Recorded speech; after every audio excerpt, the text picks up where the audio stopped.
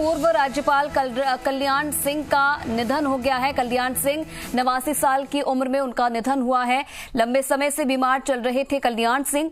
लखनऊ के एसजीपीजीआई में उनका इलाज हो रहा था। यूपी के मुख्यमंत्री भी कल्याण सिंह रहे थे। तो इस वक्त की बड़ी खबर आप देख रहे हैं, कल्याण सिंह का 89 साल की उम्र में निधन हो गया है। बताया जा रहा है कि काफी लंबे समय से वो बीमार थे, किडनी में इन्फेक्शन उनके हो गया था और जिसके कारण काफी लंबे समय से वो बीमार चल रहे थे। शशि मोहन शर्मा इस खबर पर ज्यादा जानकारी के लिए हमारे साथ जुड़ गए हैं। शशि मोहन, देखिए, बहुत ही दुखद खबर, यूपी के पूर्व मुख्यमंत्री कल्याण सिंह और पूर्व राज्यपाल राजस्थान के अब नहीं रहे हैं हमारे बीच। देखिए, निश्चित रूप से प्रदेश के लिए और बीजेपी की राजनीति के लिए और उत्तर प्रदेश के राजनीतिक जगत के लिए बड़ी सदमा देने वाली खबर है जी। पूर्व राज्यपाल कल्याण सिंह नहीं रहे। लखनऊ के जो पीजीआई अस्पताल है उसमें उन्होंने अंतिम सांस लिया। तकरीबन 1.5 महीने से उनकी तबीयत खराब चल रही थी। पिछले महीने 4 जुलाई को उन्हें भर्ती कराया गया था पीजीआई हॉस्पिटल में और सांस में तकलीफ की समस्या उन्हें आई थी और उसको फिर वो उससे उबर नहीं पाए। योगी आदित्यनाथ जो उत्तर प्रदेश के मुख्यमंत्री हैं, वे भी उनकी तबीयत जानने के लिए लखनऊ के पीजीआई हॉस्पिटल पहुंचे थे और अब से थोड़ी देर पहले 89 साल की उम्र में पूर्व राज्यपाल कल्याण सिंह ने अंतिम सांस ली है। उत्तर प्रदेश की और देश की राजनीति में अगर कल्याण सिंह की सक्रियता और उनके योगदान की बात करें तो बीजेपी उनका बड़ा कंट्रीब्यूशन मानती है। खासतौर से कार सेवा के समय जब राम जन्मभूमि आंदोलन बीजेपी ने किया, उस समय कल्याण सिंह की सरकार सत्ता में रही और कल्याण सिंह को अपने समय में मुख्यमंत्री की कुर्सी तक गंवानी पड़ी। उन पर इस तरह के आरोप लगे कि लॉ एंड ऑर्डर मेंटेन करने में कुछ थोड़ी सी उदारता बरती गई, जो आंदोलनकारी थे उनके खिलाफ सख्ती से नहीं पेश आया गया। और राजस्थान का राजभवन भी इस बात का साक्षी है कि संभवतः पहली बार ऐसा मौका हुआ जब राजभवन में किसी राज्यपाल के शपथ ग्रहण के तत्काल बाद जय श्री राम के नारे लगे और वो राज्यपाल कल्याण सिंह के शपथ ग्रहण समारोह में ही ऐसा देखने को मिला था। हालांकि ये सब चर्चाएं चलती रहती हैं, लेकिन राजस्थान के लोगों की अलग यादें हैं। कल्याण सिंह राजस्थान में बड़ी सक्रियता से काम करते थे। कई बार उन्होंने कई मुद्दों पर सक्रियता दिखाते हुए सरकार को पत्र लिखे, सरकार को कुछ विशेष जो संवेदनशीलता के मानवीय संवेदनशीलता के पहलू लिए हुए मुद्दे थे उनमें ध्यान देने के लिए सरकार से खास तौर पर कहा। हालांकि यहाँ मानवीय पहलुओं के अलावा देख लें तो कल्याण सिंह की सक्रियता इतनी ज्यादा इसलिए नहीं कही जा सकती क्योंकि यहाँ भी कई बार उनका स्वास्थ्य नासाज रहता था। अलबत्ता राज्यपाल की कुर्सी से हटने के ठीक बाद में उनके ऊपर जो राम जन्मभूमि आंदोलन के समय के मामले थे, उस मामले में उन्हें सीबीआई कोर्ट के सामने पेश होना पड़ा और इस तरह की खबरें आई। लेकिन एक प्रशासक के रूप में अगर बात करें और सोशल इंजीनियरिंग लागू करने वाले प्रशासक के रूप में बात करें तो उत्तर प्रदेश में बीजेपी की राजनीति में कल्याण सिंह का एक बड़ा योगदान रहा, जिसको बीजेपी खुद मानती है। उनके कई विरोधी भी रहे, लेकिन उनके विरोधी भी उन्हें दिग्गज नेता मानते थे। ये इसमें किसी तरह की कोई दो राय नहीं रही है। जी बिल्कुल शशि मोहन, कहीं ना कहीं अगर देखें हम तो उत्तर प्रदेश में भी एक अहम भूमिका उन्होंने निभाई मुख्यमंत्री के रूप में और राजस्थान में भी राज्यपाल के रूप में एक महत्वपूर्ण भूमिका उन्होंने निभाई। अगर उनके कार्यकाल को राजस्थान में देखा जाए तो कैसे हम देख सकते हैं, क्योंकि जमीन से जुड़े वो नेता थे, कार्यकर्ताओं के बीच भी काफी लोकप्रिय वो थे, बीजेपी में एक अहम भूमिका उन्होंने निभाई थी। राजस्थान में कैसे कार्यकाल को उनको देखा जाए? सबसे बड़ी बात यह है कि कई बार ऐसा होता है जब राज्यपाल और सरकार की विचारधारा अलग अलग होती है तो यदा कदा टकराव की स्थितियां बनती है। लेकिन कल्याण सिंह के राज्यपाल रहते हैं, राजस्थान में ऐसा कभी नहीं हुआ और बहुत संजीदगी से उन्होंने राज्यपाल के पद को निभाया।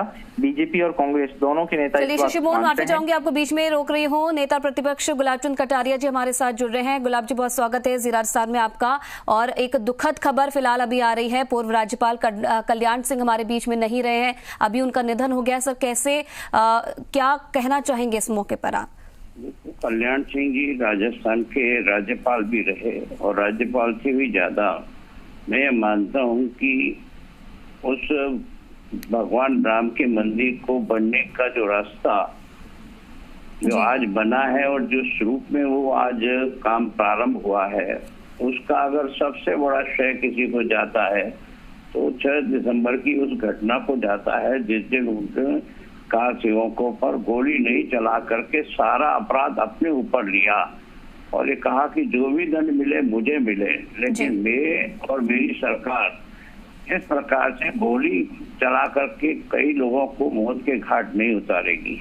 तो मैं सोचता हूँ कि एक ऐसा बहादुरी का काम किया जो युगों युगों तक आने वाली पीढ़ियां जिसे याद रखेगी। और भगवान श्री राम के मंदिर को स्थापना में आज जो स्थिति आई है उसमें सबसे बड़ा महत्वपूर्ण अगर किसी का सहयोग रहा है तो कल्याण सिंह जी जैसे बहादुर मुख्यमंत्री का उत्तर प्रदेश में रहा है। उनकी जाना हम सब के लिए बहुत ही दुखद है और विशेष करके युगों युगों तक उस महान आत्मा को ये भारत याद रखेगा जिसने भगवान श्री राम के मंदिर के लिए अपनी सरकार का भी बलिदान किया। जी बिल्कुल। अगर हम बात करें बीजेपी को हाशिए से फलक तक पहुंचाने का काम कहीं ना कहीं कल्याण सिंह ने किया था। सर, ऐसा कोई वाक्य जो इस वक्त आपको याद आ रहा हो, कोई उनके साथ बिताए हुए पल जिन्हें आप हमेशा याद रखेंगे?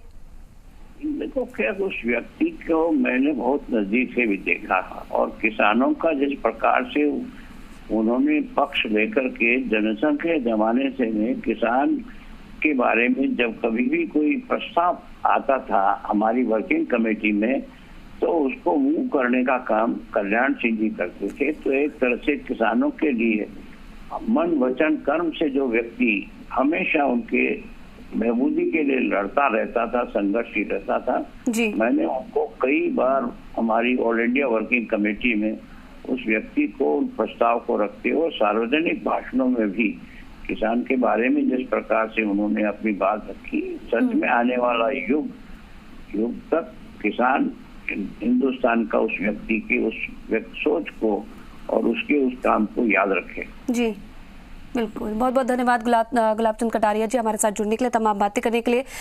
परिवहन मंत्री प्रताप सिंह खाचरियावास जी भी हमारे साथ यहाँ पर जुड़े हैं। प्रताप सिंह जी, एक बेहद दुखद खबर, पूर्व राज्यपाल कल्याण सिंह जी आज हमारे बीच में नहीं रहे। सर, क्या कुछ कहना चाहेंगे इस मौके पर? देखिए, मैं जब राजस्थान के राज्यपाल रहे आदरणीय कल्याण सिंह जी, तब उनसे मिला। वो बहुत ही अच्छे व्यक्तित्व के धनी थे, बड़े विनम्र और बातें करना, पॉलिटिकल बात करने के बड़े शौकीन थे, टप्पे लगाना और सहज स्वभाव के व्यक्ति थे। तो राजनीति में जो व्यक्ति नीचे से राजनीति चालू करता है, गांव के गरीब के बीच में रहकर राजनीति करता है, वो राजनीति के हमेशा घमंड को छोड़कर सबके साथ बहुत ही पारिवारिक माहौल में बातचीत करना पसंद करता। उनका बहुत सहज स्वभाव था। नो डाउट 2 बार मुख्यमंत्री रहना यूपी जैसे बड़े स्टेट में बहुत बड़ी बात है जी। उन्होंने अपनी राजनीति बड़ी जिंदा दिली के साथ की। जब भी उनके सामने चुनौती आई तो उन्होंने अपनी खुद की पार्टी भी बनाई 2 बार और अपनी ताकत भी उन्होंने दिखाई।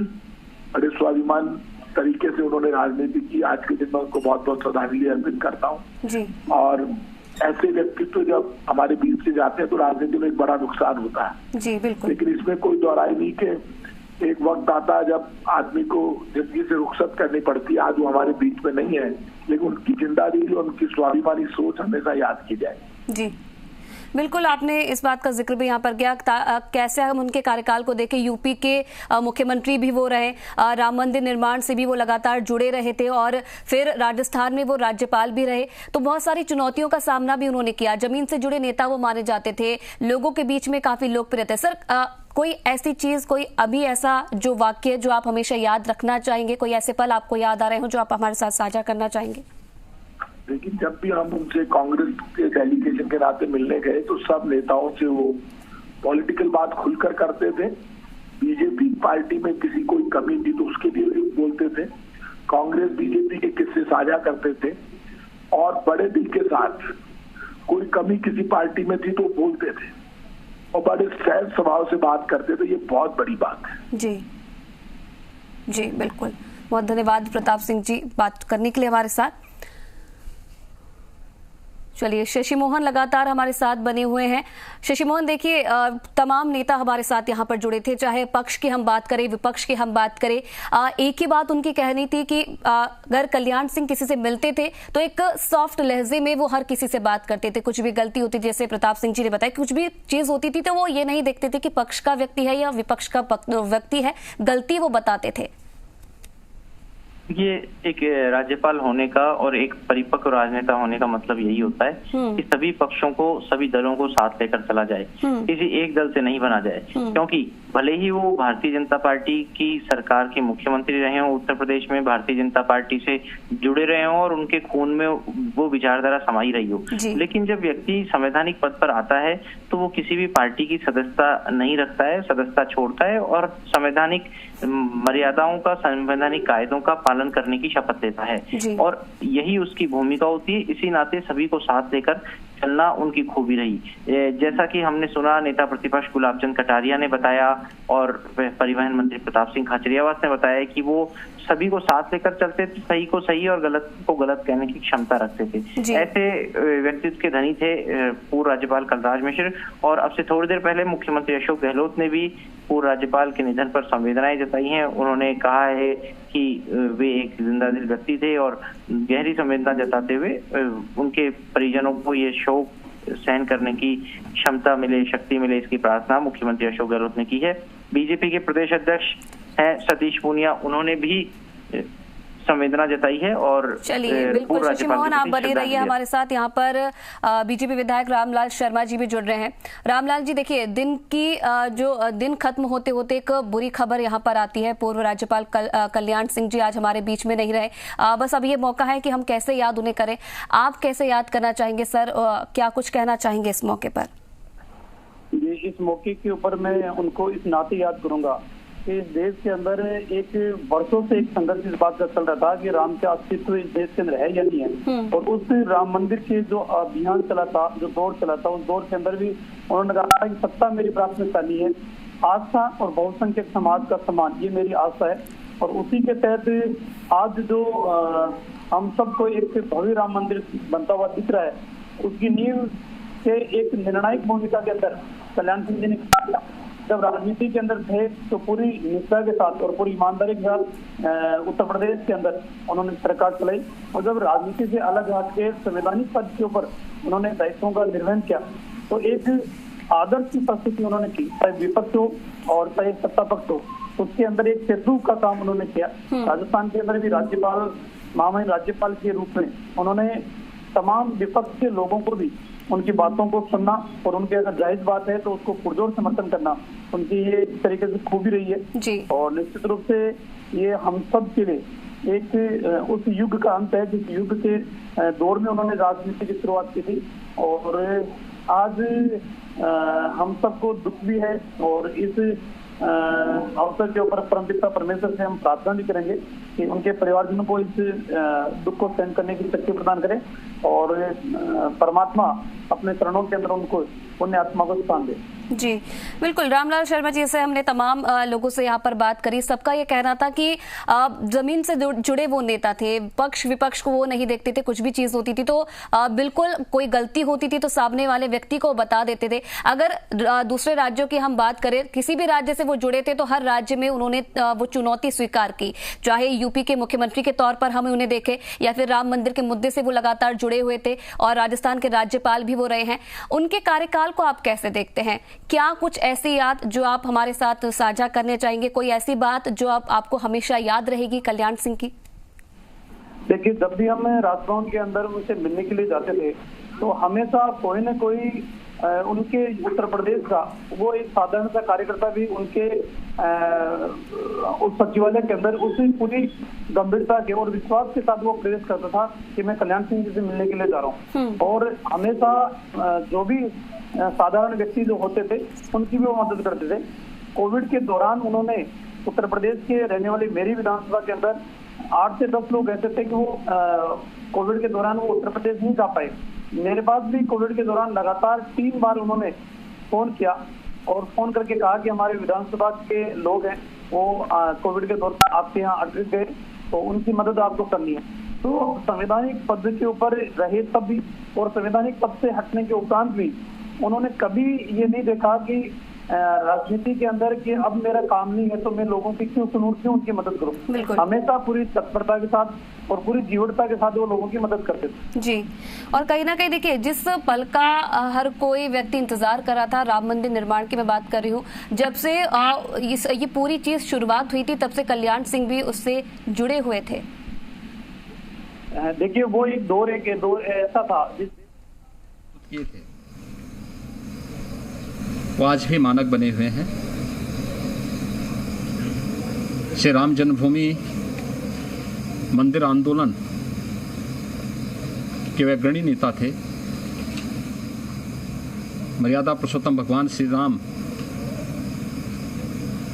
के इस पावन स्थल पर भव्य राम मंदिर के निर्माण का कार्य आगे बढ़े। इसके लिए आवश्यकता पड़ी तो सत्ता छोड़ने में भी उन्हें कोई संकोच नहीं हुई। 6 दिसंबर 1992 को विवादित ढांचा गिरने के बाद सत्ता छोड़ने और इस बात की नैतिक जिम्मेदारी लेते हुए उन्होंने तत्काल मुख्यमंत्री पद से इस्तीफा दिया था। माननीय कल्याण सिंह जी का जाना न केवल समाज का, भारतीय राजनीति का, अपितु भारतीय जनता पार्टी परिवार की भी अपूर्णीय क्षति है। मैं दिवंगत आत्मा की शांति की कामना करता हूं। परिवार के सदस्यों से भी बातचीत हुई है। प्रदेश के अंदर अभी रात्रि में या कल सुबह ही हमारी कैबिनेट की बैठक होगी। शोक प्रस्ताव पारित होने के साथ ही माननीय कल्याण सिंह जी के प्रदेश के लिए, देश के लिए, भारतीय राजनीति के लिए, लोकतांत्रिक मूल्यों के लिए किए गए योगदान के प्रति श्रद्धांजलि देने के साथ ही प्रदेश में 3 दिन के राजकीय शोक और जिस दिन यानी परसों सायंकाल नरोरा में गंगा जी के तट पर अंतिम संस्कार की कार्रवाई संपन्न होगी, यानी 23 अगस्त को प्रदेश के अंदर सार्वजनिक अवकाश घोषित रहेगा, जिससे हर व्यक्ति अपने दिवंगत नेता को श्रद्धांजलि अर्पित कर सके। मैं प्रदेश शासन की ओर से भारत माता के ऐसे महान सपूत जिन्होंने आम जन की आकांक्षाओं के लिए संघर्षों से राह बना करके अपना जीवन समर्पित किया, उन्हें विनम्र श्रद्धांजलि अर्पित करता हूं। अभी माननीय कल्याण सिंह जी की भौतिक देह को लेकर के हम उनके आवास पे पहुंच रहे हैं। कल प्रातः आवास में, फिर विधान भवन में और उसके उपरांत पार्टी कार्यालय में जो भी शुभेच्छुक होंगे वे उन्हें श्रद्धांजलि अर्पित करेंगे।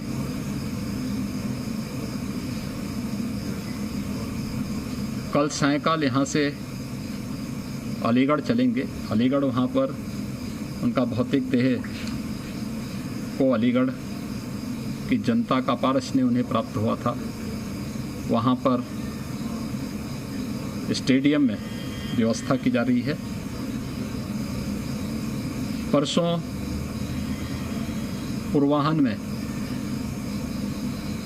उनकी जो कर्म भूमि थी, जन्म भूमि थी अतरौली, वहाँ से अलीगढ़ से अतरौली में जाकर के जनता दर्शन के लिए का भौतिक देह रखा जाएगा और उसके उपरांत अपराह्न में नरोरा में अंतिम संस्कार की कार्रवाई पूरे राजकीय सम्मान के साथ संपन्न होगा। मैं इस अवसर पर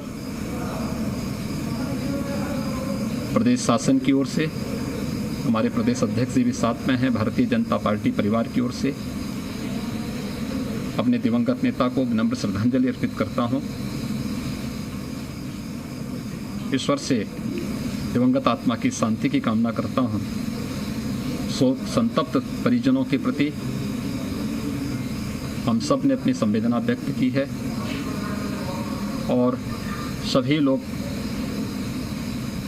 हर कार्यकर्ता को, पार्टी के प्रत्येक सदस्य को यह संबल प्राप्त हो कि हम उनके बताए हुए उन संघर्षों के रास्ते पर चल करके उत्तर प्रदेश के बारे में उन्होंने जो तो चलिए यहाँ पर अलवर से सांसद बाबा बालकनाथ हमारे साथ जुड़ रहे हैं। बालकनाथ जी, आज कल्याण सिंह जी का निधन हो गया है, अपूर्णीय क्षति है आपकी पार्टी के लिए। सर, कैसे याद करना चाहेंगे? जी बिल्कुल, भारतीय जनता पार्टी को माननीय श्री कल्याण सिंह जी ने पूरे संगठन के साथ में आगे बढ़ाया और विशेष रूप से राम मंदिर के लिए जो उनके प्रयास है, सदैव हिंदू समाज, सनातन धर्म उनके प्रयासों को याद रखेगा। बिल्कुल।